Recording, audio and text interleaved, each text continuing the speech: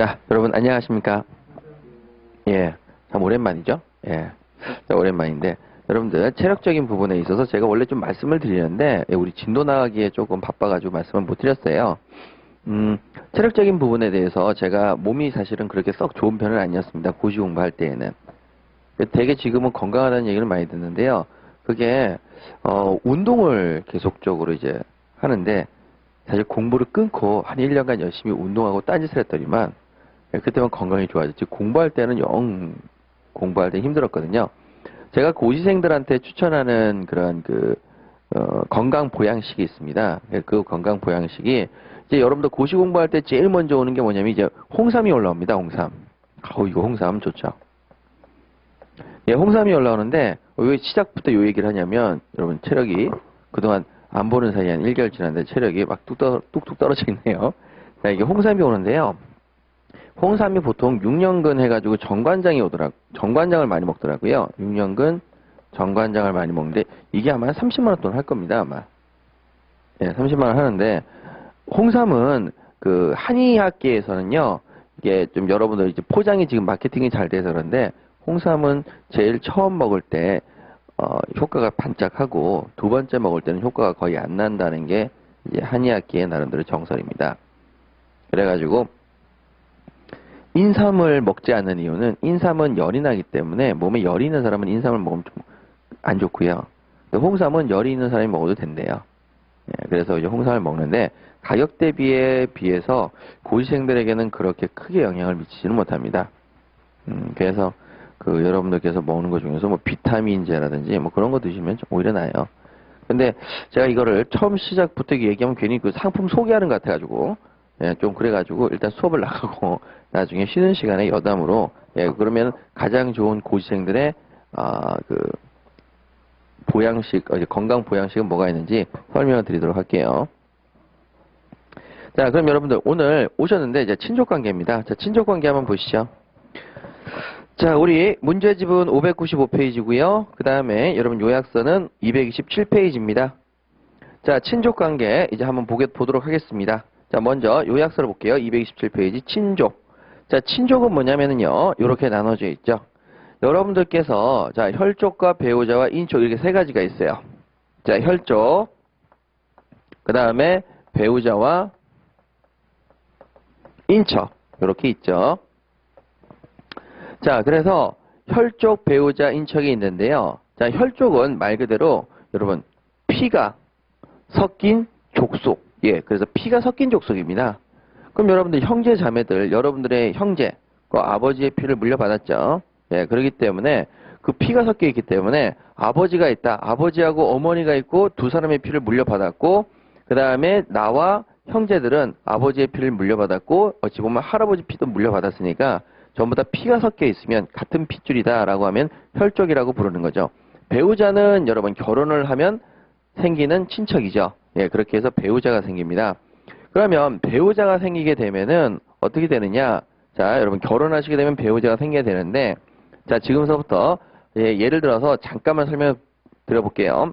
자, 예를 들어가지고 할아버지가 계십니다. 할아버지 계시고 예, 할머니 계시고 자, 그 다음에 이제 두 분 사이에서 이제 자식이 A, B, C가 태어났는데, 자, C가 우리 아버지. 그럼 아버지는 또 결혼을 하셔가지고, 여러분, 엄마가 있고, 그 다음에 그 엄마 사이에서 태어난 자식이 또 3명 해가지고 갑을병이 있습니다. 이렇게.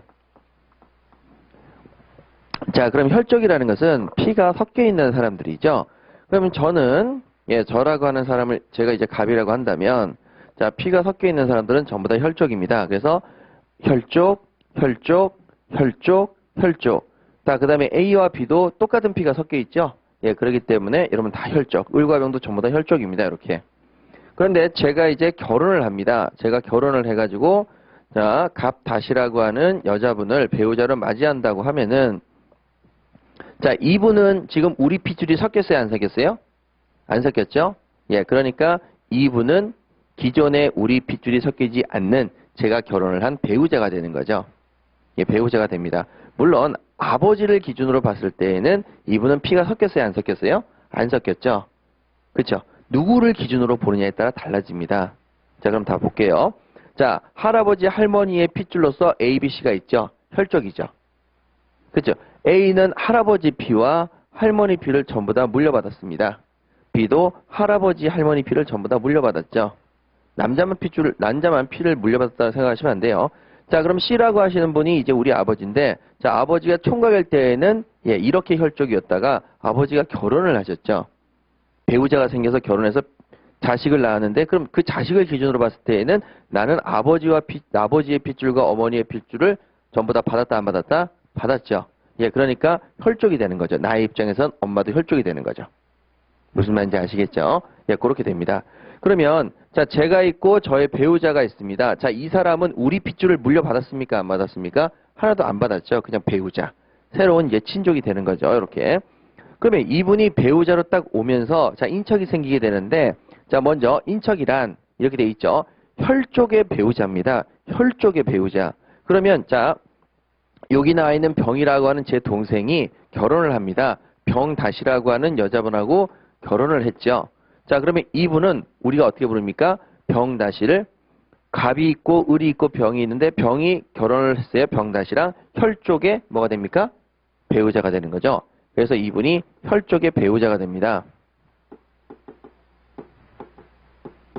그러면 여러분 갑다시는 갑의 입장에서는 뭐가 되는 거예요? 배우자가 되는 거죠. 그럼 누구 입장에서 보는지 보세요. 지금 이 입장은 갑을 기준으로 해서 보는 겁니다. 나를 기준으로 봤을 때 내 결혼할 사람은 배우자가 되는 거죠. 내 동생이 결혼해서 재수씨예요. 재수씨. 재수씨는 우리가 뭐라고 불러요? 내 동생 혈족의 뭐다? 배우자. 이렇게 되는 거죠. 혈족의 배우자. 그러니까 이쪽은 인척이 됩니다. 인척이. 자, 그 다음에 배우자의 혈족이죠. 자, 배우자의 혈족이라는 건 뭐냐면 배우자도 마찬가지로 이런 혈족들을 가지고 있겠죠. 그래서 그냥 가장 대표적으로 장인어른, 장모님, 처제. 자, 이런 사람들은 전부 다 배우자의 혈족이죠. 그러면 제가 결혼함으로 인해서 자, 이분들은 뭐가 되겠습니까? 인척이 되는 겁니다. 저를 기준으로 했을 때. 됐죠? 자, 그 다음에 여러분 배우자의 혈족의 배우자입니다. 배우자의 혈족의 배우자, 처제가 결혼을 합니다. 그럼 저한테는 동생이 하나 생기는 거죠. 친동생 말고 보통 그럴 때 동생이라고 얘기하잖아요. 처제 하는 경우. 그래서 자, 요 경우에 이 처제의 남편 얘도 인척이 되는 거죠. 이렇게. 얘도 인척이 됩니다. 되셨어요? 예. 자, 그러면 갑의 입장에서는 갑다시는 배우자가 되고 갑다시의 장인어른, 장모님, 처제의 남편까지 전부 다 뭐가 되는 거죠? 인척. 그 다음에 제 동생의 배우자, 재수씨까지는 전부 다 뭐가 되는 거죠? 인척. 이렇게 되겠습니다. 그러면 제 동생을 기준으로 해서 인척의 기준으로 한번 볼게요. 제 동생의 입장에서는 자, 이 사람이 뭐가 됩니까? 그냥 배우자가 되는 거죠. 그렇죠? 그냥 배우자가 될 뿐이죠. 병의 입장에서는. 그러면 병의 입장에서는 형수님이 되는 거죠. 뭐라고 부른다? 혈족의 배우자가 되는 거죠. 인척이 됩니다. 그 다음에 병다시하고 그 병다시의 장인어른, 장모님, 처제 이게 쭉 있다. 그럼 이 경우에도 마찬가지로 인척이 되는 거고 처제의 남편도 병과의 입장에서는 인척이 되는 거죠. 예, 누구의 기준으로 보느냐에 따라서 달라지게 됩니다. 아셨죠? 자, 그러면 이제 자, 다시 한번 볼게요. 혈족, 배우자, 인척 이렇게 되는 거죠. 이게 사실은 결혼을 함으로써 어떠한 인과관계를 통해서 맺어지는 예, 그런 가까운 척 이렇게 되는 거죠. 가까운 데 있는 사람들, 그런 사람들을 우리가 인척이라고 부릅니다. 자, 그럼 볼게요. 우리가 혈족을 부를 때에는 자, 이렇게 되게 많다 보니까 할아버지도 마찬가지로 자식들이 있을 수가 있겠죠. 그럼 그 자식들도 있고 그 자식들의 또 자식들, 그 자식들의 또 자식들 이렇게 하니까 너무 많습니다. 그럼 피가 섞인 혈족이라고 하는 단어를 쓸 때에는 피가 섞였으면 다 우리 혈족이냐? 그게 아니라 혈족을 범위를 좀 자르자. 몇 촌 이내까지? 8촌 이내까지 자르자는 거죠. 그래서 8촌 이내의 혈족 이렇게 나옵니다. 됐죠? 그런데 그 8촌 이내의 혈족을 보니까 피가 섞였는데 그 피가 자연스럽게 생기는 피의 섞임과 그 다음에 뭐가 있어요? 법정. 법으로 정한 혈족이 있더라는 거죠. 이 법정 혈족이 뭐냐면 양자입니다. 양자.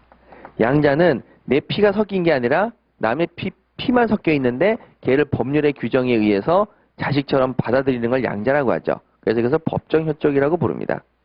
됐나요? 예. 자, 되셨고. 그래서 자, 이제 보겠습니다. 친족은 혈족, 자연 혈족과 그 다음에 법정 혈족이 있습니다. 그리고 그 혈족은 8촌 이내의 혈족으로 범위를 정합니다. 8촌으로.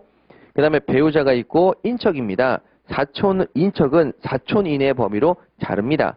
그래서 인촉이라는 것은 혈족의 배우자, 배우자의 혈족, 그 다음에 배우자 혈족의 배우자, 이렇게 세 가지로 나눠지고요.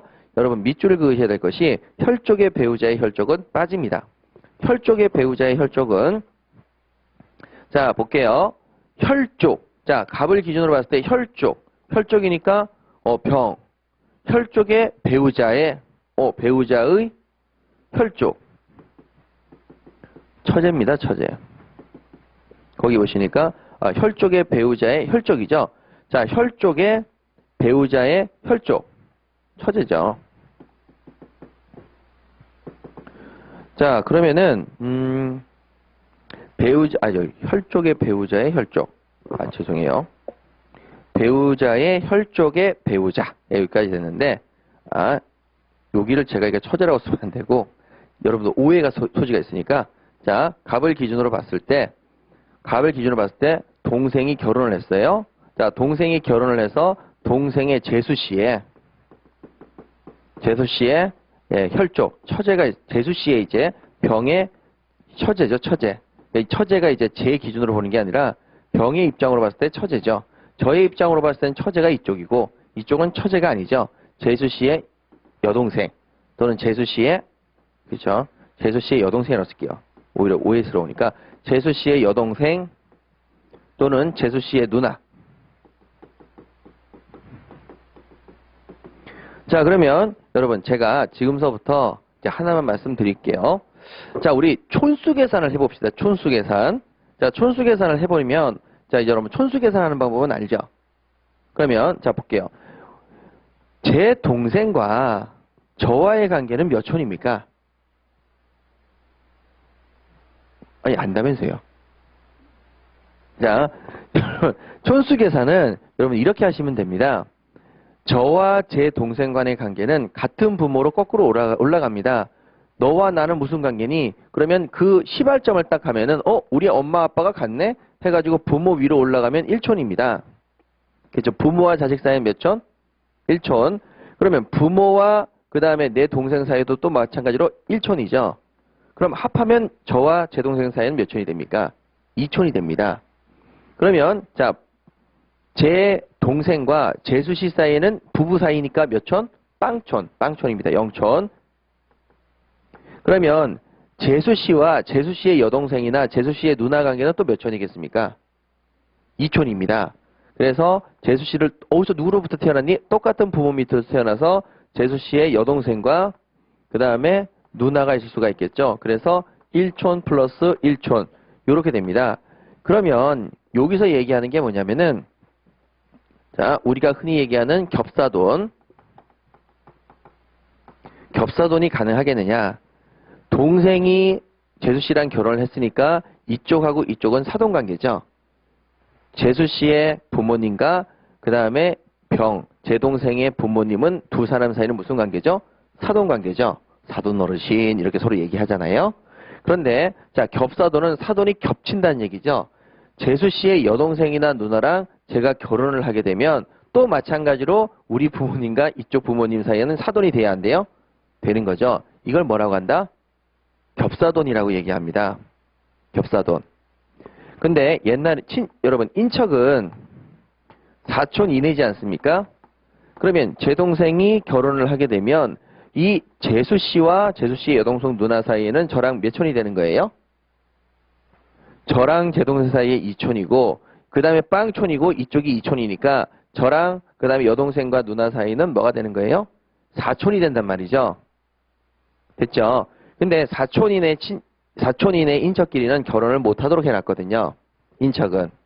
근데 여러분 여기서 조문에서 뭐가 빠졌습니까? 혈족의 배우자의 혈족이 빠졌으니까 혈족의 배우자의 혈족이 이제 더 이상 인척이 아니에요. 인척이 아니니까 4촌 이내 인척이 이분들이 들어가야 안 들어가요? 안 들어간단 말이죠. 그러니까 저는 여동생이나 누나랑 결혼할 수가 있다 없다. 있는 거죠. 그렇게 되면 무슨 사돈이 된다? 겹사돈이 된다는 거예요. 그래서 혈족의 배우자의 혈족이 빠지는 순간에 겹사돈이 허용됩니다. 그래서 제가 항상 이게 가족법 얘기할 땐 이렇게 얘기죠. 동생이 결혼했으면 칭찬을 해주고 내가 결혼을 못했으면 그 집안들을 이렇게 쫙 훑어봐라 상견례 때. 그래서 와 너무 이쁜 누나나 여동생이 있다. 그러면 여러분 적극적으로 어떻게 해라? 대시를 해라. 괜찮다. 이거는 법에 어긋나는 게 아니다. 그 여자분들한테도 똑같은 얘기를 하죠. 자 누나나 이런 사람들이 결혼을 했는데 와 우리 형부 너무 멋있어요. 너무 잘생겼어요. 그러면 집안을 쭉 훑어보세요. 오 동생도 너무 잘생겼어. 그럼 적극적으로 결혼을 해야 되겠죠. 예, 그러면 겹사돈이 됩니다. 절대 법에 어긋난다 어긋나지 않는다? 어긋나지 않습니다. 예, 이렇게 해서 겹사돈이 허용되는 거예요. 자 그러면 자 이제 겹사돈이 허용된다 이런 건 시험에 안 나오죠. 그럼 뭐가 나옵니까? 자 첫 번째 자 여러분 혈족의 배우자 인척입니까? 배우자의 혈족 인척입니까? 배우자의 혈족의 배우자 인척입니까? 혈족의 배우자의 혈족 인척입니까? 요게 시험에 나오겠죠. 자 그럼 어느 게 인척에서 빠진다? 혈족의 배우자의 혈족이 빠지는 거예요. 근데 시험장에서는요 여러분 알아보기 힘드니까 여러분 저는 사실 개인적으로 피를 보는 걸 되게 두려워하거든요. 피를 보면 막 소름 끼쳐 하는 사람들 있잖아요. 되게 심약한 스타일입니다. 예. 그래가지고 이제 의대, 사람 살째고 이런 거, 정말 못해요. 그래가지고, 자, 피가 하나만 있어야지, 피가 두 개 있으면 안 됩니다. 아시겠어요? 그럼 인척의 범위는 피가 하나만 들어있는 케이스가 전부 다 뭐다? 인척이고, 피가 두 개 들어있는, 혈이 두 개 들어있는 건 인척이다, 아니다? 아니다. 이렇게 체크하시면 되겠어요. 자, 혈은 몇 번 들어가야 된다? 한 번 들어가면 되겠습니다. 자, 두 번째, 친족까지는 되셨고요. 이제 자의 성과 본입니다. 제가 오늘 수업을 하루 종일로 잡아놨는데 여러분들께 설명을 드리고 여러분들께서 이해를 얼마만큼 하시냐에 따라서 시간 할애를 좀 자유롭게 하기 위해서 많이 잡았죠. 자, 자의 성과 본입니다. 본이 있고 자의 성과 본이죠. 성과 본. 자, 그러면 성 김씨 그러면 본 뭐 이제 예를 들어서 너 본가가 어디냐 이렇게 들어본 적 있죠. 예, 저는 이제 김의 김씨입니다. 김의 김씨고 지금 성이니까 너 본가가 어디냐 이렇게 물어보시더라고요. 그래서 본가? 주소? 어렸을 때 거제도요. 거제도가 어디 태어났냐? 아니 아버지 주소가 거기신데요. 이렇게 했는데 그게 아니라 어디 김씨냐? 김의 김씨요. 아 그럼 뭐 어디 김씨냐 이렇게 물어보죠 차라리. 예, 여러분 김의 본가가 어디냐? 그러면 김의 김씨 이렇게 얘기합니다. 자 그럼 성과 본인데 그러면 김씨고 김씨도 어디 김씨 뭐 이런 게 있잖아요. 성이 뭐세요? 박이죠. 어느 박? 밀양박씨. 이렇게 해서 본가가 있습니다. 자 그러면 이 성과 본은 결론적으로 우리가 본은 잘 안 쓰니까 결론적으로 성을 쓴다라고 생각하시면 되는데 자 부모에 대한 인식 여부 해가지고 한번 보시죠. 먼저 첫 번째 부를 아는 경우입니다. 아버지가 누구니? 그러니까 예 김이요. 김땡땡이요. 아버지가 김땡땡. 그 다음에 아버지가 누구니? 그러니까 스티브요. 그냥 스티브로 갑시다. 그냥 영어로 이제 스티브를 이렇게 하나요? 그냥 이렇게 갑시다. 그럼 뭐 제가 성이 뭐 중요하겠어요? 근데 자 부를 아는데 한 명은 한국인이고 한 명은 뭐예요? 외국인이에요. 외국인. 자 그랬을 때 어떻게 하는지 보십니다. 부가 한국일 때에는 자 아버지를 안다면 자는 누구의 아버지 부의 성과 본을 따릅니다. 그래서 김 해가지고 성을 그대로 쓰는 거죠. 자 그러면 이제 뭐 준엽이라고 하는 애가 있다. 그런데 너 아버지 누구니? 김땡땡이요. 그럼 넌 김준엽이구나. 이렇게 이제 결론이 나오는 거죠. 자 그럼 이제 준엽이라는 애가 있는데 성을 써야 되잖아요. 그럼 아버지 누구니? 외국인이요. 그러면 이제 스티브 준엽 이렇게 되는 거예요. 예, 그런 부분을 문제 삼는 거죠. 자 거기 보시면은 이제 우측에 부가 외국인일 때에는 자는 모의 성과본을 따를 수도 있습니다. 그래서 스티브인데 엄마가 박씨예요. 박땡땡. 이게 엄마죠. 모. 이게 부. 그러면 준엽이는 여러분 원래는 누구의 이름을? 스티브. 그래서 스티브 준엽 이렇게 또는 준엽 스티브 이렇게 해야 되는데 여러분 누구의 성을 따를 수도 있다? 박준엽이 될 수도 있다는 얘기죠. 근데 한국인이 아버지였을 때는 엄마의 성을 따른다 안 따른다? 따른다는 얘기가 전혀 없죠. 맞죠? 그러니까 한국인일 때에는 아버지 성을 그냥 그대로 따르시고 아빠가 외국인일 때에는 아빠의 성을 따라도 되고 누구의 성을 따라도 된다? 엄마의 성을 따라도 된다는 거죠. 자, 그러면 여러분 부가 한국인일 경우 두 번째 보세요. 다만 부모가 혼인신고 시 모의 성과 본을 따르기로 협의하는 경우에는 모의 성과 본을 따른다. 그럼 여기는요. 아버지 성을 따르고 부모가 협의 시 모의 성을 따른다라고 얘기했을 때에만 모의 성을 따르는 거고 여기는 그런 말이 전혀 없어도 스티브 대신에 엄마 성을 쓸 수도 있다. 이렇게 되는 거죠. 그래가지고 내국인하고 외국인을 차별하는 거 아니냐. 차별 좀 하면 어때요? 성 쓰는데. 그렇죠? 예, 그렇게 얘기를 하고 있습니다. 부를 알 수 없습니다. 그럼 아버지가 누구니? 엄마가 외국인을 만나셨는데요. 한국인을 만나셨는데 누군지 몰라요. 자, 그랬을 때는 여러분 누가 되는 거예요? 예, 아버지 성을 모르니까 아버지를 따를 수가 없죠. 그래서 모의 성과 본을 따른다. 이렇게 돼 있습니다. 부모를 아예 알 수가 없습니다. 여러분 일명 구합니다. 그럼 부모를 알 수가 없으니까 성을 어떻게 합니까? 따를 수 있는 성이 없는 거죠. 그래서 법원의 허가를 받아서 성과 본을 창설합니다. 다만 성과 본을 창설한 후 부모를 알게 됐어요. 나중에 부모를 찾게 된 거죠. 그래가지고 내가 뭐 서울 종로구에 태어났다. 그래서 종로구에 태어났으니까 종로 이씨 이렇게 성과 본을 창설합니다. 그럼 너는 성이 뭐니? 이씨. 근데 파가 뭐니? 그러면 종로요. 그러면 얘네들은 성과 본을 창설한 거죠. 근데 나중에 엄마하고 아빠를 알게 됩니다. 근데 엄마가 박씨고 아버지가 김씨예요. 근데 엄마 또는 아빠를 알게 됐을 때 엄마만 알게 됐다. 박씨를 엄마가 박땡땡 이렇게 알게 됐다고 치면은 자 부모를 알게 부 또는 모를 알게 된 때에는 부 또는 모의 성과 본을 따를 수가 있다. 종로이시기 때문에 이준엽이라고 할 수도 있지만 창설을 했는데 나중에 엄마를 알게 됐어요. 박씨였어요. 그러면 이준엽을 쓸 수도 있고 무슨 준엽을 또 쓸 수도 있다? 박준엽을 쓸 수도 있다. 그래서 결론적으로 따를 수 있다죠. 꼭 따라야 되는 거 아닙니다. 예, 되셨어요. 자, 되셨죠? 그래서 여러분 거기 잘 보시면은 자, 맨 마지막 끝에 따른다. 그 다음에 부가 외국인일 때는 따를 수 있다. 요거 밑줄 그으시고 그 다음에 부를 알 수 없을 때는 뭐를 따른다 돼 있고 부모를 알 수 없을 때에는 여러분 창설한다라고 돼 있죠. 자, 그 다음에 다만 나중에 부모를 알게 될 때에는 밑줄 그으세요. 따를 수 있다라고 돼 있죠. 따를 수 있다. 그렇죠? 맨 마지막에 부모를 알 수 없을 때 맨 마지막에 따를 수 있다. 예, 그렇게 해서 여러분 중요한 것은 따른다, 따를 수 있다. 요 얘기입니다. 자, 인지를 가시죠. 인지. 자, 범위, 원칙, 부를 아는 경우에 해당한다. 자, 자는 부모의 협의에 따라 이렇게 되는 거죠. 자, 원칙이 부를 아는 경우인데 자, 인지 한번 볼게요. 처음에 얘가 이렇게 태어납니다. 부를 몰랐어요. 부하고 모 중에서 부를 몰랐습니다. 그래서 엄마가 박씨였어요. 박땡땡.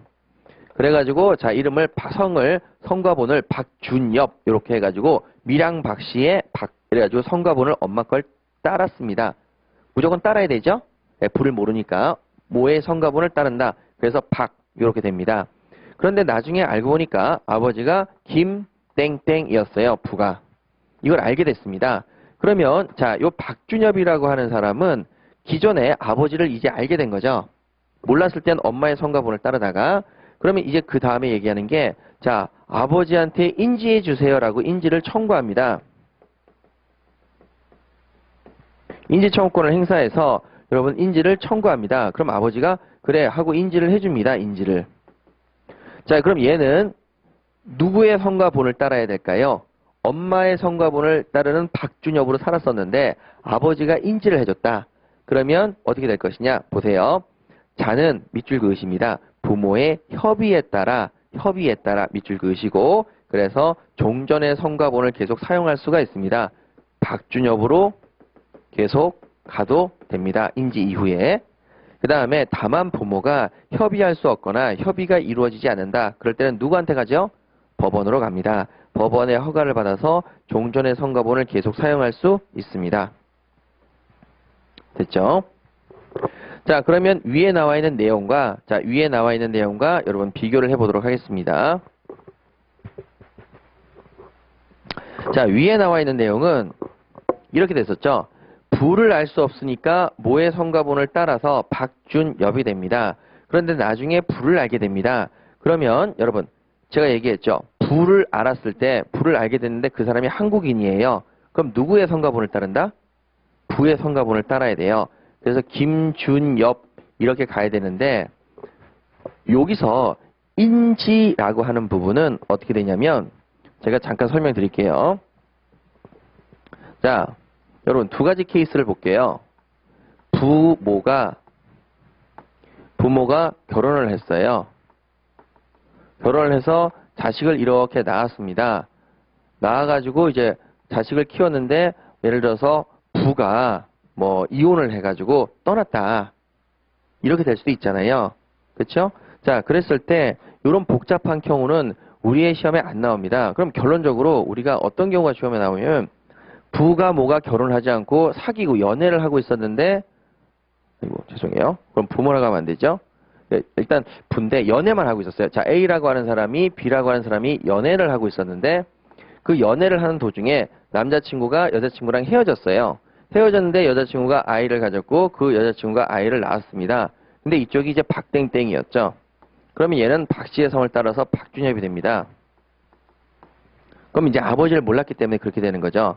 근데 나중에 자 보니까 A가 여기 나와 있는 예를 들어서 A가 혼자 살고 있다. 그런데 혼자 살고 있는데 나중에 자식이 태어난 걸 알고 결혼을 해버리면 그때는 아버지를 알게 되는 거니까 아버지의 성가분을 따르면 됩니다. 그런데 아버지가 딴 사람이랑 결혼을 해서 C라는 여자와 자식을 낳고 이렇게 3명을 낳아서 키우고 있어요.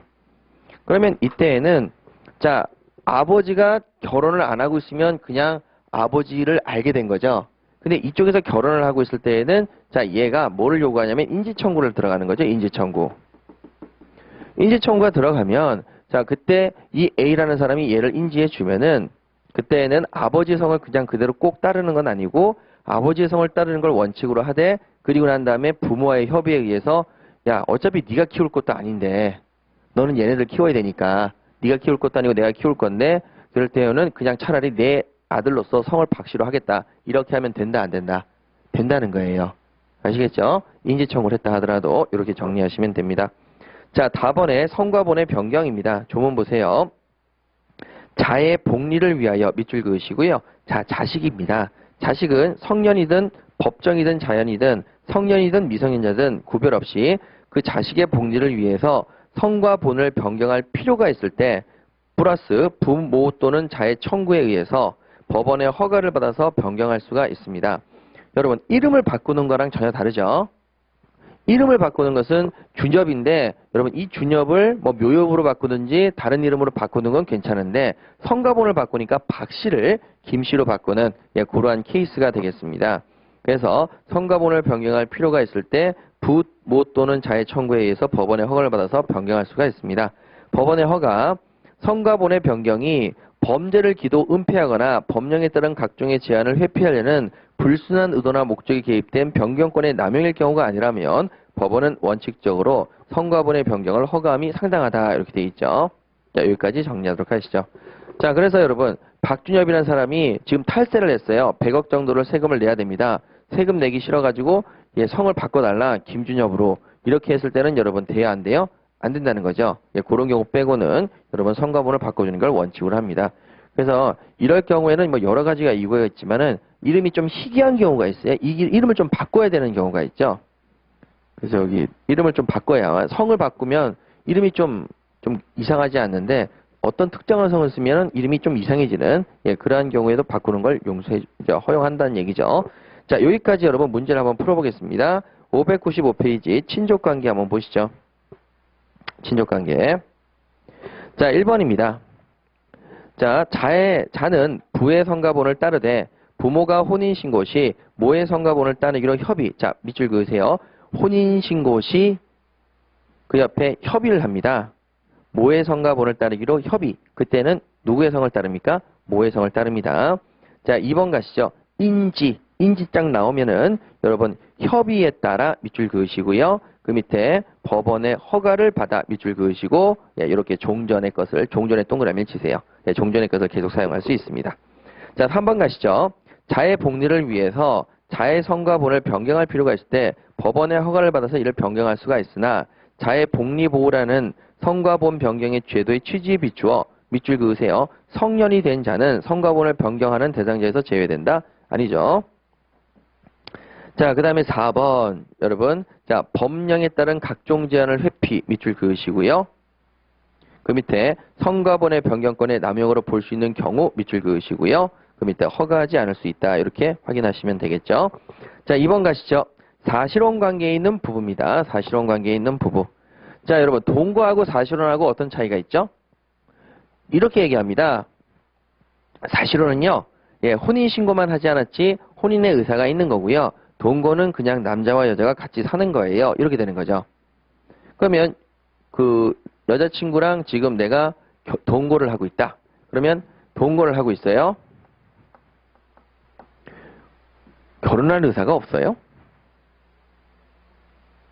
결혼할 의사가 없어요? 여러분, 이게 어떻게 구별하시면 되냐면은 사실 동거를 한다는 건 서로 좋아서 동거하는 거죠. 그리고 나중에 결혼할 수도 있겠다는 생각을 가지고 동거를 들어가는데 여러분 이렇게 생각하시면 되겠어요. 동거라고 하는 것은 결혼할 의사가 있다. 그것도 중요하지만 거의 부부랑 똑같은 생활관계를 가져야 돼요. 부부랑 거의 똑같은. 그러면 어떻게 되냐면 젊은 자 이렇게 생각하시면 아주 편해요. 젊은 남녀가 예, 동거를 같이 산다. 그리고 혼인 신고를 같이 산다. 그러다가 둘이서 이제 결혼식을 올립니다. 결혼식을 올리고 같이 산다. 문제는 혼인 신고를 했다 안 했다? 안 했다. 혼인 신고 없이. 그러다가 1년이나 2년 정도 같이 살다가 혼인 신고를 합니다. 1년 후. 요즘에 좀 많이 하죠. 2년 후. 자, 이렇게 해서 혼인신고를 나중에 하죠. 그럼 여러분, 왜 혼인신고를 하냐면, 혹시나 중간에 이혼할 때, 결혼했다는 게 딱 잡혀버리면, 그때는 결혼했다는 게 혼인신고를 해버리면, 이혼을 서로 헤어지더라도, 그때는 여러분, 혼인신고를 한 이후부터는 돌싱이 되는 거죠. 근데 혼인신고를 하지 않고 결혼식까지 올려놓고 같이 살다가 서로 찢어지면, 그때는 뭐가 되는 거예요? 처녀 총각이 되는 거죠. 그러니까, 결혼식은 분명히 올렸지만은, 분명히 호적상으로는 또는 이제 그 가족관계 관련돼 있는 등록, 예, 가족관계 관련돼 있는 등록, 국가기관에 등록할 때에는 혼인했다고 등록이 안 돼 있기 때문에 여전히 법률적으로는 처녀 총각이죠. 자, 그러면 여기 부분을 뭐라고 부르냐면 같이 산다. 요게 동거라고 생각하시면 되고요. 결혼식까지 다 올렸는데 혼인신고를 하지 않고 같이 사는 이걸 뭐라고 부른다고요? 사실혼이라고 생각하시면 되고요. 혼인신고를 했죠? 혼인신고한 데부터 부부가 되는 거예요. 그쵸? 됐어요? 예, 요렇게. 자, 그러면 사실혼 관계에 있는 부부는 여러분, 사실혼 관계 혼인신고를 안 했으니까 결혼식을 올렸지만 부부라고 부를 수 있는 배우자는 아니죠. 배우자는 아니나 특별법 또는 판례에 의해서 법률상 부부에 준하여서 보호되는 경우가 있습니다. 주로 자, 같이 살고 있는 남편이 죽었다. 그러면은 여러분 유족보상금이 나옵니다. 유족보상금. 유족보상금은 여러분 누가 받는다? 사실혼 배우자가 받을 수 있어요. 유족보상금. 아셨어요? 예, 그래서 여러분 각종의 보상금은 사실혼 배우자, 즉 혼인신고만 안 하고 결혼식을 올리고 있는 배우자가 같이 받을 수가 있습니다. 그래서 그것이 바로 특별법 또는 판례에 의해서 법률상 부부에 준해서 보호되는 경우가 있습니다. 나중에 공부하실 거고. 자, 2번 가시죠. 종래 법적 혈족 관계로 인정되던 정모서자 및 계모자 간의 관계는 가족법에 따라서 인척으로 변경되었다. 이게 바로 이제 혈족의 배우자의 혈족이 없어졌기 때문에 그렇습니다. 자, 3번이죠. 인척은 혼인관계에 의해서 성립하는 친족으로서 혈족의 배우자, 혈족 한 번 들어갔고 두 번째도 혈족 한 번 들어갔고 혈족의 배우자의 혈족이 몇 번 들어갔어요? 2번 들어갔죠? 예, 뒷부분이 틀립니다. 자, 4번 혈족 중에서 8촌까지만 친족의 범위 들어가고 인척 중에서는 4촌까지만 친족의 범위에 들어간다. 맞습니다. 예, 이렇게 정리하시면 되겠어요.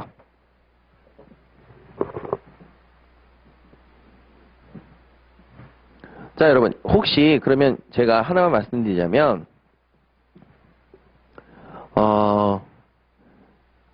거기 여러분들에게 이것까지는 지금 아실 필요가 없으니까 거기 나와 있는 2번 정도는 그냥 보시면서 이렇게 계자 모자 관계는 가족법에 따라 인척으로 변경되었다. 요거에 대해서 잠깐 설명을 드릴게요. 근데 요거는 이제 1990년이니까 여러분 1990년이야. 이것까지는 아실 필요가 전혀 없어요. 근데 제가 설명을 잠깐 드릴게요. 자, 그럼 1990년도에 개정이 돼서 지금 현재 인척의 범위가 혈족의 배우자, 요게 지금 인척 범위에 들어갔죠. 배우자의 혈족도 인척 범위에 들어갔고, 그 다음에 여러분 배우자, 혈족의 배우자, 요것도 이제 인척 범위에 들어갔어요. 1990년도에서 개정이 됐기 때문에 이렇게 된 거거든요. 자, 그럼 현재 상태에서 아버지가 새엄마랑 결혼을 했다. 그럼 아버지의 자식인 나의 입장에서는 이분이 뭐가 되는 거예요? 아버지는 나랑 무슨 관계? 혈족. 아버지가 결혼했으니까 이분은 누구? 계모가 되는 거죠. 계모.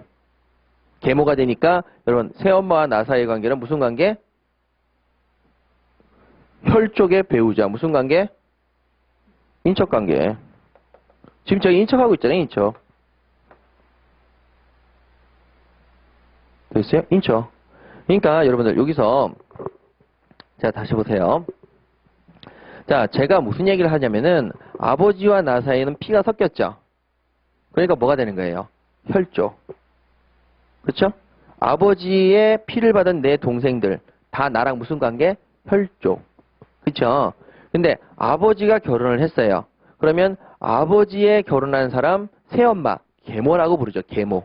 콩쥐팥쥐의 계모죠. 계모. 계모하고 나 사이의 관계 무슨 관계? 인척 관계입니다. 그래서 혈족의 배우자, 혈족의 배우자와 나 사이는 인척 관계죠. 그럼 몇 촌이냐면 아버지와 내가 1촌이고 아버지와 새엄마 사이는 빵촌이니까 새엄마와 나 사이는 몇 촌 관계? 1촌의 인척이 되는 거죠. 됐어요? 자, 그럼 새엄마가 자식들을 데리고 들어왔어요. 자, 콩쥐, 팥쥐. 자, 팥 애들. 자, 그럼 팥하고 나는 혈족이에요, 아니에요? 자, 혈족의 배우자의 뭐가 되는 거예요? 혈족이죠. 인척 관계에서 빠졌다, 안 빠졌다? 빠졌어요. 여러분들 이거 하나도 모르시는군요. 자, 이거는 자 다시 한번 설명을 드릴게요. 자, 인척은 이렇게 보셨고 여러분들 이거 굉장히 중요한 부분인데 여러분 혼인보다 중요한 게 있겠어요? 물론 난 결혼 안 할 건데 그럼 뭐 상관없는데 그럼 자, 다시 보세요. 이게 사실은 제가 아까 전에 이걸 말씀을 드렸는데 혈족의 배우자의 혈족은 인척에서 더 이상 빠졌다. 인척이 아니다. 이렇게 말씀을 드렸잖아요. 이게 어떤 의미를 가지고 있냐면 사촌인의 인척끼리는 혼인을 원칙적으로 할 수 있어요? 없어요? 사촌인의 인척끼리는. 그것만 알고 있네요. 그쵸? 사촌인의 인척끼리는 혼인을 못하는 게 원칙이에요. 그런데 자 혈족의 배우자의 혈족은 인척이 아닙니다. 영화 중에서 이런 영화가 있었어요. 어떤 영화냐면 자 새엄마가 들어옵니다. 우리 아빠랑 실제로 있었던 영화인데요. 이게 둘이서 결혼을 하세요. 결혼을 하는데 문제는 새엄마가 아빠랑 만나기 전에 어떤 A라는 여자와 B라는 남자가 서로 뜨겁게 연애를 하고 있었어요. 연애를. 결혼을 전제로 해서 연애를 하고 있었어요. 그랬는데 짠 하고 아빠가 새엄마야. 그래가지고 그 인사를 드리고 이제 새엄마가 될 사람이구나 이렇게 하고 있는데 상견례를 하는데 이렇게 앉아 있는 거예요. 새엄마의 여동생 딸이 A고 우리 아버지의 아들이 남자예요. 그러면 지금 두 사람이 지금 연애를 하고 있는 거잖아요. 이쪽도 연애, 결혼을 전제로 연애를 하고 있고 여기도 결혼을 전제로 연애를 하고 있어요. 그때 이 A하고 B가 심각하게 막 괴로워합니다.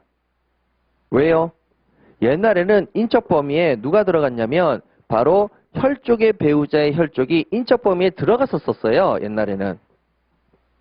그러다 보니까 혈족의 배우자의 혈족이 인척에 들어갔으니까 자 B의 입장에서 볼게요. 혈족, 배우자의 혈족이죠.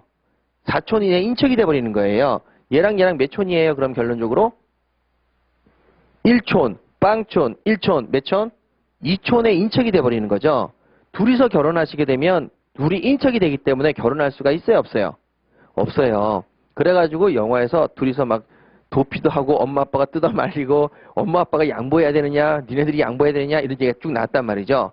그런데 법이 개정이 됐어요. 개정이 돼서 이제 더 이상 인척이 아닌 거죠. 그럼 이 둘은 사실은 왜 개정이 됐겠어요? 피가 한 방울도 섞이지 않았죠. 그래서 이 얘네들은 인척에서 빠집니다. 그러면 자 이제 아빠가 엄마랑 결혼하려고 데려왔는데 그러면 남자도 여자를 보는 순간 상견례를 하면서 아빠 내가 사귀는 여자가 이 여자고요. 엄마 내가 사귀는 남자가 이 남자예요. 그래서 양쪽 다 상견례를 해도 돼야 안 돼요? 예, 이쪽도 상견례 되고 이쪽도 상견례죠. 그냥 바로. 예, 그래 둘이 같이 결혼식 올리면 돼요. 이렇게. 그래서 결혼식 날 자 신랑 입장 그럼 아빠 들어가고 남자 아들 들어가고 신부 입장 엄마 들어가고 그 딸 들어가고 이렇게 하면 돼요. 이게 가능하게 됐어요. 알겠어요? 예. 자 그래서 자 계모 제가 그래서 아까 전에 이거 설명드릴 때 계모자 관계는 바로 예 혈족의 배우자의 혈족이 인척 관계 빠졌죠. 예 그러면서 이런 관계까지 이루어진 겁니다. 되셨어요? 예. 결혼이라 그러면 눈이 반짝반짝하면서 예, 잘 보시죠. 저게 가능하구나. 예, 가능해요. 자, 이제 228페이지 가셔가지고 약혼과 혼인 보시겠습니다. 자, 약혼은 거의 시험에 안 나온다고 보시면 돼요. 자, 그런데도 한번 정리해 볼게요. 228페이지. 약혼 성립 18세가 된 자 요건입니다. 18세가 된 자. 여러분 18세가 되어야만 약혼이 가능해요. 성년 자유로이 당연히 약혼할 수 있죠. 피성년 후견인입니다. 여러분 피성년 후견인은 성년이에요 아니에요? 피성년 후견인은 성년이에요 아니에요? 아셔야 돼요. 자 여러분 우리가 미성년자하고 성년자로 나누죠. 미성년자일 경우에는 피성년 후견 개시가 들어가요 안 들어가요? 안 들어가요. 미성년자일 때는 법정 대리인이 얼마든지 돌봐줄 수 있기 때문에 피성년 후견 개시 그런 걸 안 합니다. 근데 성년이 되고 나서부터는 법정 대리인 대리권이 사라져요 안 사라져요? 사라지죠. 그래서 돌봐줄 수가 없으니까 여기서부터 피성년 후견 개시가 들어갑니다. 후견인이 되고 성년 후견 개시가 들어가는 거죠. 그래서 피성년 후견인, 피한정 후견인은 뭐를 전제로 하는 겁니까? 성년자일 때를 전제로 하는 겁니다. 그러면 자 보세요. 미성년자일 때 약혼하려면 18세가 되어야 되고요. 그 다음에 여러분 거기 나와 있는 성년자일 경우 약혼할 때에는 상관없습니다. 근데 피성년 후견인은 그럼 성년자입니까 아닙니까? 성년자예요. 하지만 스스로 의사표시를 하기에는 예 여러분 자 지속적 결여 예 그래가지고 우리가 사물을 처리하거나 할 때에는 그 사물을 처리할 능력이 지속적으로 결여돼 있죠. 이렇게 지속적으로 결여돼 있을 때는 누구의 동의를 얻거나 부모의 동의를 얻어도 되고 성년 후견인의 동의를 얻어도 되고 예, 둘 중에 한 명 동의만 얻어도 약혼할 수가 있다는 얘기죠. 자, 그럼 이제 18세가 된 자, 그 밑에 조문이 있는데요. 제가 거기서 그 조문 옆에다가 하나만 써주세요. 18세가 된 자, 요 조문 옆에다가 뭐라고 쓰시냐면, 미성년자가 약혼을 하는 경우, 요거 하나만 써주세요. 18세 바로 밑에 조문 바로 옆에다가 미성년자가 약혼을 하는 경우, 자, 요거 하나 쓰셔서, 자, 부모의 동의를 받아서 혼인을 합니다. 그 다음에 부모 중 한쪽이 동의권을 행사할 수 없는 때에는 다른 한쪽의 동의를 받아서 혼인하면 됩니다. 즉 다시 말해서 어머니 아버지가 살아계시면 두 분의 동의를 다 같이 받아야 되고요. 근데 아버님께서 이제 병원에 식물인간으로 누워 계신다. 동의를 해줄 수 없을 때에는 예, 한쪽인 어머니의 동의만 받아서 혼인할 수가 있고요. 부모가 모두 동의권을 행사할 수 없을 때 도대체 어디 계신지도 모를 때에는 예, 미성년 후견인의 동의를 받아서 혼인하면 됩니다. 근데 부모님이 다 돌아가셨다 그러면 미성년 후견인의 동의를 받아서 약혼하면 되는 거죠. 그런데 여러분 이 약혼은 내용이 뭐랑 똑같기 때문에 혼인과 똑같기 때문에 혼인이라고 썼습니다. 조문이 있고요. 그 조문을 약혼해서 여러분 유추적용한다라고 보는 거죠. 준용합니다. 그래서 미성년자가 약혼하는 경우, 미성년자가 혼인하는 경우 부모의 동의를 얻는다. 한쪽이 동의할 수 없을 때는 다른 한쪽의 동의만으로 충분하다. 양쪽의 동의를 없을 때는 전부 다 후견인의 동의를 얻어서 혼인하면 된다. 약혼하면 된다. 이렇게 보시면 돼요. 자, 효과입니다. 여러분 강제 이행을 할 수 있겠습니까? 약혼을 했는데 여러분 약혼 당사자의 정당한 사유 없이 혼인 성립을 거부하면 강제 이행을 청구할 수가 없습니다. 네, 그래서 손해배상 청구만 가능하죠. 약혼을 했다고 해서 친족관계 성립되는 건 아니고 그 다음에 약혼 중에 출생한 자녀 밑줄 그으시죠. 혼인 외 출생자입니다. 혼인 외 출생자. 혼인하기 전이니까요. 자, 나번에 해제입니다. 약혼 후에 특정한 사유가 발생됐을 때 해제하는 경우와 약혼 전후에 관계없이 여러분 특정한 사유가 있을 땐 해제가 되는 경우가 있습니다. 성병, 약혼 전에 성병이 있었거나 약혼 후에 성병이 있었거나 전혀 상관이 없는데요. 왼쪽을 한번 보세요. 자, 약혼 후의 경우에는 자격정지 이상의 형을 선고받았다. 성년 후견 개시나 한정 후견 개시에 심판을 받았다 이렇게 돼 있죠. 자, 그럼 제가 하나만 말씀드리고 여기는 넘어가도록 하겠습니다. 자, 여러분 여기 있는 사람이 성년 후견 개시를 받은 피성년 후견인입니다. 그런데 A라는 남자가 자, 이 사람과 약혼을 했습니다. 약혼을 하고 난 다음에 약혼을 해지할 수가 있겠습니까? 라고 물었죠. 이유는 성년 후견인을 받았기 때문에 피성년 후견인이기 때문에 약혼을 해지할 수 있습니까? 없습니까? 이거는 없습니다. 아시겠어요? 즉 피성년 후견인이 A라는 남자가 피성년 후견인과 약혼을 했을 때에는 해지할 수가 없는데 이분이 원래 행위 능력자였어요. 행위 능력자였다가 약혼을 했어요. A라는 남자가. 그리고 난 다음에 행위 능력에서 갑자기 이 사람이 피성년 후견인을 받았습니다. 그러면 약혼을 해지할 수가 있어요, 없어요? 있죠. 그래서 여러분 거기 나와 있는 약혼 후라는 얘기는 피성년 후견인이 약혼 전부터 피성년 후견인임을 알고 약혼했을 때에는 피성년 후견인을 미으로 해지할 수가 없지만 피성년 후견인이 아닌 사람이 약혼을 하고 난 다음에 피성년 후견을 받게 되면 그때는 뭐 할 수 있다고요? 해지할 수 있다고요, 약혼을. 자, 다른 사람과 약혼이나 혼인 간음이랄 경우도 다른 사람하고 간음을 하든 뭘 하든 약혼 전에 하는 것을 해가지고는 약혼 해제 사유가 안 됩니다. 약혼을 하고 난 다음에 다른 사람과 간음을 하든 그 다음에 여러분 약혼을 하면 그때는 해제 사유가 된다는 얘기죠. 그렇게 한번 읽으시면 되겠고요. 자, 여러분 방법입니다. 약혼의 해제. 여러분 해제는 뭡니까? 여러분 형성권이죠. 일방의 의사표시로 효력이 발생하는 단독행위입니다. 따라서 누구에 대한 의사표시를 한다? 상대방에 대한 의사표시를 합니다. 그래서 여기서 뭐라고 얘기하면 돼요? 약혼을 해제하자. 이렇게 딱 한마디만 하면 되는 거예요. 그러나 상대방에 대하여 의사표시를 할 수 없는 경우에는 그 해제 원인이 있음을 안 때에 해제된 것으로 봅니다. 왜냐면은 바로 약혼을 했는데 생사불명 단계에서 빠졌다. 즉 약혼을 했는데 사람이 안 보여요.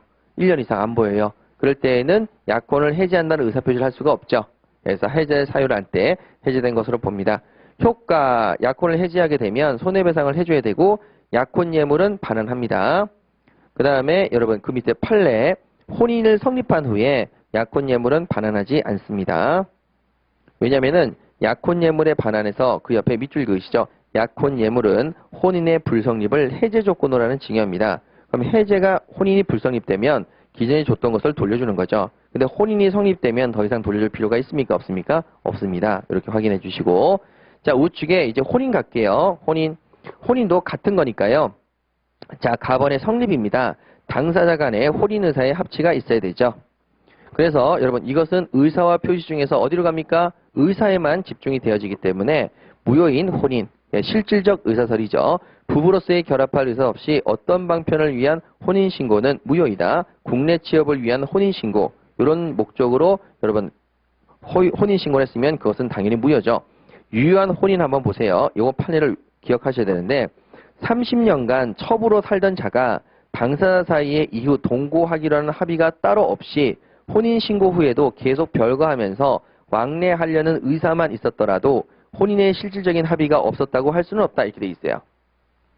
자, 그럼 여러분 이게 무슨 얘기냐면 여러분 이런 혼인이 가능하겠습니까? 자, 우리 결혼하자, 혼인하자. 그래서 혼인식까지 올리고 혼인신고까지 다 마쳤는데 대신에 따로 살자. 여러분 이게 되겠어요? 안 되겠어요? 동거 의무가 없는 그런 혼인을 하자. 여러분 이게 되겠어요? 안 되겠어요? 안 됩니다. 아시겠어요? 그래서 여러분 거기 밑에 동거 의무를 보세요. 자, 나번에 양가일번의 동거 의무 보이시죠? 자, 조문. 부부는 동거하며 서로 부용하고 협조해야 된다. 동거 하에 한다. 이렇게 되는 거죠. 협조 하에 한다. 반드시 해야 돼요. 아시겠어요? 자, 그런데 여러분 그 유효한 혼인에서는 이건 굉장히 예외적인 판례로서 30년간 첩으로 살던 자가 요거 밑줄 그으세요. 30년간 첩으로 살았으니까 서로 왔다 갔다만 했지 계속 동거하진 않았죠. 근데 30년 동안 그렇게 살았는데 이제 결혼 그 다음에 여러분 뭐예요? 자, 혼인신고를 했어요. 혼인신고. 그러면 이 사람은 계속 지금까지 서로 살아왔던 방식을 계속 고수할 필요가 있다 없다? 있다. 30년간 그렇게 살았으니까. 그래서 동거 없이도 혼인신고를 하고 계속 별거에서 왕래하는 그 정도의 의사만 있었어도 여러분 유연 혼인이 된다 안 된다? 된다라는 판례입니다. 꼭 좀 체크해 두시고요.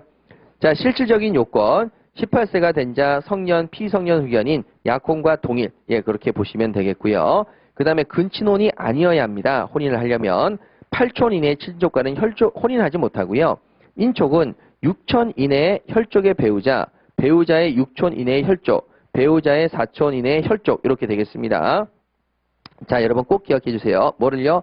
배우자의 4촌 이내의 혈족. 요거 밑줄을 꼭 그으세요. 자, 인척은 다 결혼을 할 수 없는 촌수가 6촌인데 배우자의 4촌 이내의 혈족. 됐죠? 배우자의 4촌 이내의 혈족의 배우자. 자, 이런 사람들 쭉 밑줄을 그으셔서 자, 이런 사람들은 여러분 혼인할 수가 없습니다. 자, 양부모죠. 여러분 양부모도 법정 혈족 관계이니까 여러분 8촌이냐? 그게 아니라 6촌입니다. 요것도 밑줄 그으시죠. 6촌. 6촌 내의 양부모의 혈족이었던 자, 4촌 이내 양부모의 인척이었던 자, 여기도 4촌 밑줄 그으시고요. 혼인하지 못합니다. 자, 그러면 이제 갈게요. 자, 여러분 이게 뭐냐면 우리가 혈족을 공부하실 때에는 자, 친족관계에서 자, 최종적으로 정리하시면은 친족관계에서 혈족과 배우자와 그 다음에 인척 이렇게 있습니다. 그래서 인척은 4촌 이내 인척으로 얘기를 하지요. 맞죠? 그 다음에 여러분 혈족이라고 하는 것은 8촌 이내 혈족이라고 얘기를 합니다. 됐죠? 그런데 자, 혼인이라고 하는 부분을 오니까 혼인이라고 하는 부분을 보니까 자, 기존에 여러분 이 혈족은 우리가 자연혈족과 법정혈족을 모두 포함하는 개념이다 이렇게 얘기했죠. 근데 혼인을 할 수 있는 혈족 딱 물어보니까 뭐라고 얘기하냐면 혈족, 배우자, 양부모 이렇게 해가지고 이 혈족이 다시 자연혈족과 법정혈족으로 나눠집니다. 이렇게. 그 다음에 인척도 다시 4촌의 인척이었는데 여러분 6촌과 4촌으로 나눠지는 거죠. 되셨어요? 예, 그러니까 친족은 여러분 4촌 이내의 인척을 친족이라고 하는데 혼인이라고 하는 부분은 또 별다른 문제라는 얘기죠. 자, 그래서 이렇게 됩니다. 자연혈족은 마찬가지로 8촌이야. 이렇게 얘기합니다. 법정혈족은 여러분 뭐냐면 양부모 사이에 생긴 관계죠. 예, 그러니까 6촌이야 해가지고 6촌 이내의 양부모 혈족이었던 자, 6촌 이내 혈족이었던 자, 예, 그랬을 때에는 걔네들하고는 혼인할 수가 없다. 대신에 여러분 4촌 이내의 양부모계의 인척이었던 자 해가지고 여기 4촌은 양부모계가입니다. 그래서 그냥 여기는 여러분 여기다 그냥 쓸게요. 법정혈족 해가지고 법정혈족 중에서 즉 양부모가 됐을 때 그때 인척이었던 자는 4촌에 국한됩니다. 4촌.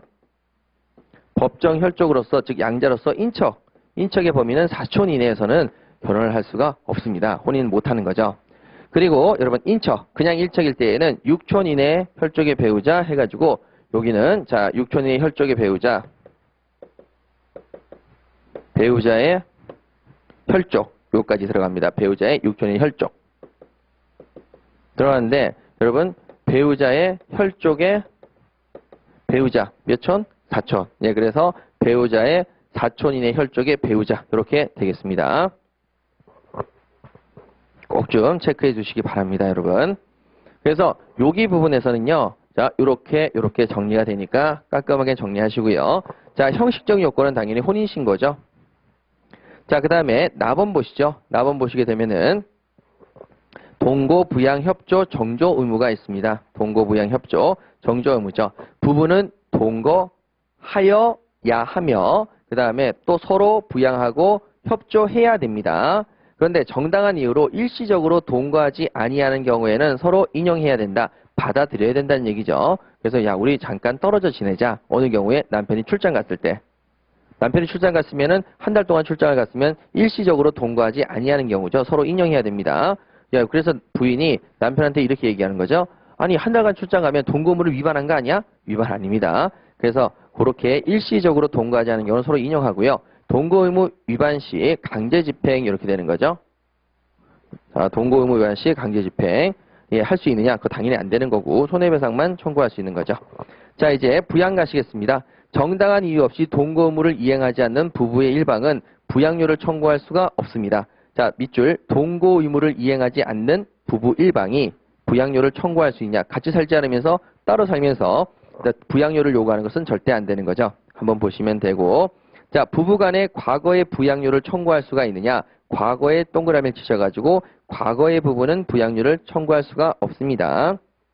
자, 협조 의무는 됐고요. 정조, 상간자 간의 불법행위 책임을 물을 수가 있는데, 자, 여러분, 상간자 간의 불법행위 책임을 물을 수 있는데 누가 묻느냐. 당연히 배우자 동그라미를 치시고요. 자녀들 밑줄 그으시죠. 자녀들은 책임을 물을 수가 없습니다. 그래서 원칙적으로 우리 엄마가 또는 우리 아빠가 다른 여자랑 바람났대요 라고 했을 때 그 사람의 배우자가 불법행위 손해배상을 청구할 수는 있어요. 그런데 그 자녀들이 불법행위의 손해배상을 청구할 수가 있다 없다? 없다는 거죠. 엄마는 상간을 했을 때에는 그때는 그 부부간의 의무를 저버린 거지 자식 간의 의무를 저버린 건 아니기 때문에 자식은 불법행위 손해배상을 청구할 수 없다. 이렇게 되시고, 자, 230페이지 가시면 양가로 이번에 부부재산계약이 나옵니다. 부부재산계약. 자, 약정 부부재산제 여러분 밑줄 그으시고요. 그 다음에 부부별산제 법정 부부재산제입니다. 그래서 약정의 동그라미를 치시죠. 약정. 서로 간에 합의를 이루어진 거고요. 그 다음에 법정. 이거는 서로 간에 합의가 이루어지지 않았을 때 규정이 되는 그런 내용이 되겠습니다. 자, 먼저 보세요. 부부가 서로 간에 결혼을 할 때 이렇게 합니다. 혼인 성립 전에 약정을 먼저 해야 돼요. 혼인 성립 전. 거기다 동그라미 크게 치세요. 약정을 할 때 혼인 성립하고 나서 하면 안 돼요. 혼인 성립 전에, 즉 다시 말해서 여러분 자신이 객관적으로 판단할 수 있는 시점에 그 재산에 관한 약정을 하면 그 약정에 의합니다.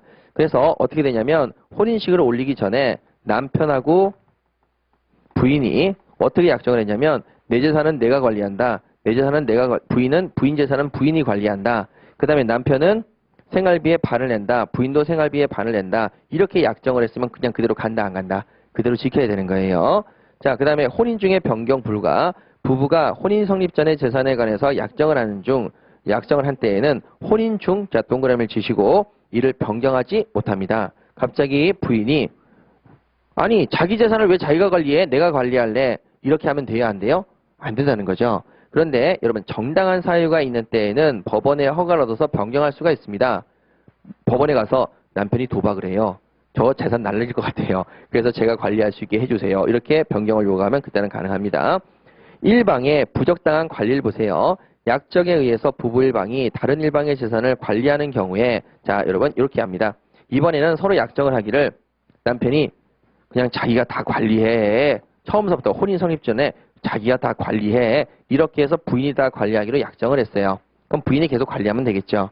그런데 자 부부 일방, 부인이 다른 일방의 재산을 관리할 때 남편의 재산을 관리하기로 약정을 했을 때 부적당한 관리로 인해서 그 재산을 위태롭게 한 때 밑줄 그으세요. 부적당한 관리로 재산을 위태롭게 한 때 그때는 자기가 관리할 것을 법원에 청구할 수가 있습니다.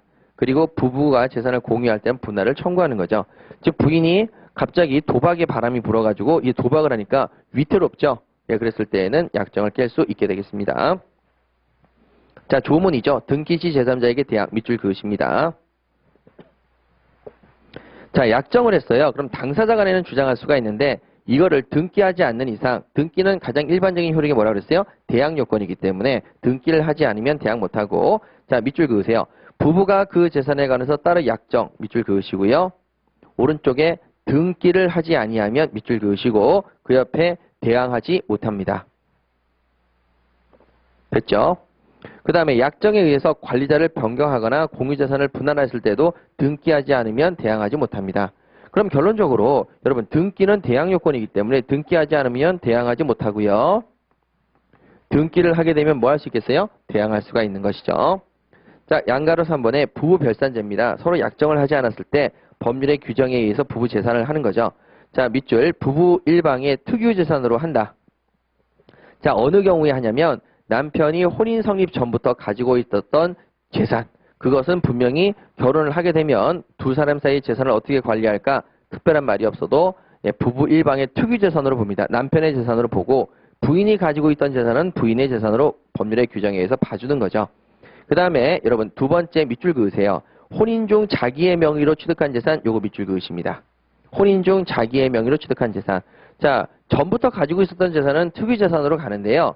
부부가 결혼을 해가지고 자, 집을 샀는데 그것을 부인 이름으로 했어요. 그럼 여러분 이건 뭐가 된다고요? 부인의 여러분 고유재산, 특유재산으로 봐주는 겁니다. 혼인 중에 취득했다 하더라도.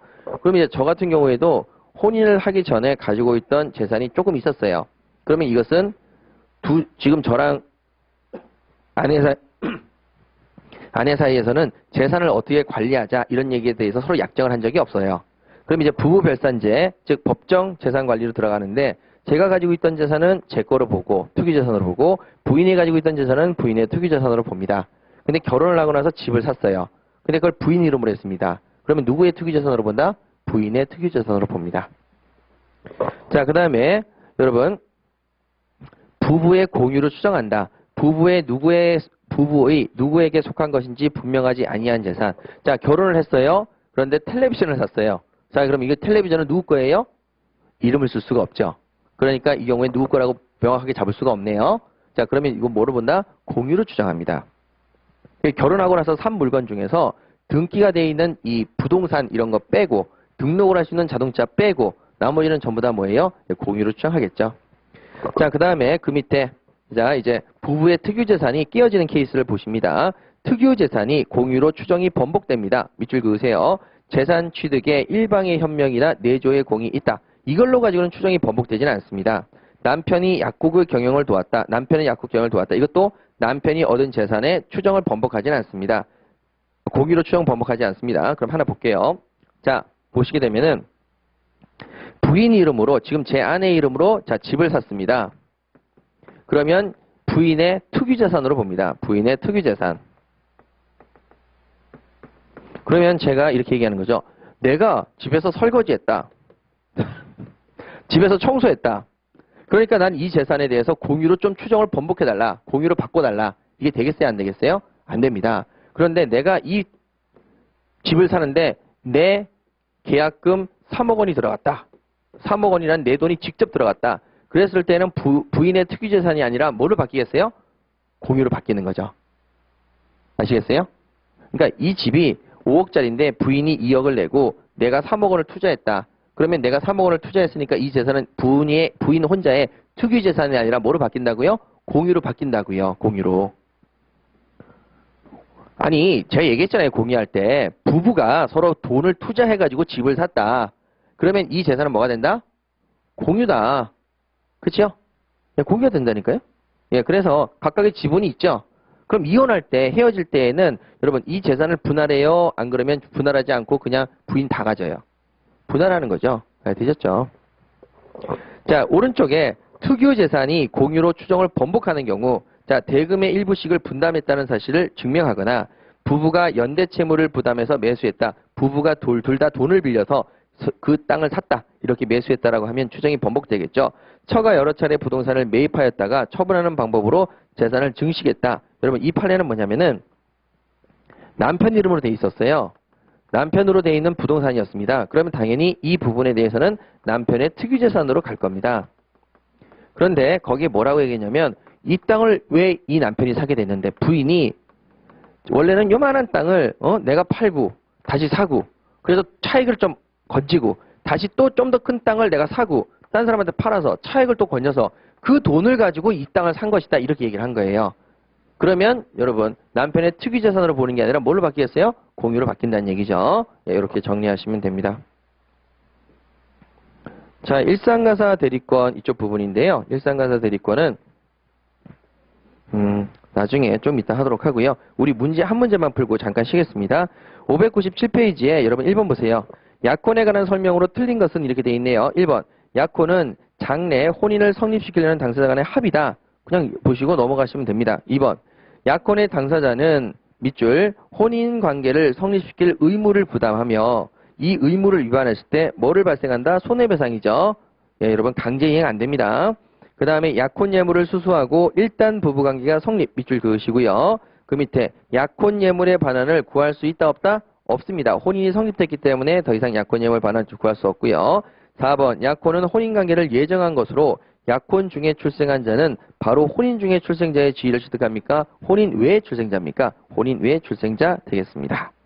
자, 혼인 부분은 우리 요약서 정리가 다 끝난 다음에 문제를 풀도록 하죠. 예, 잠시만 쉬겠습니다.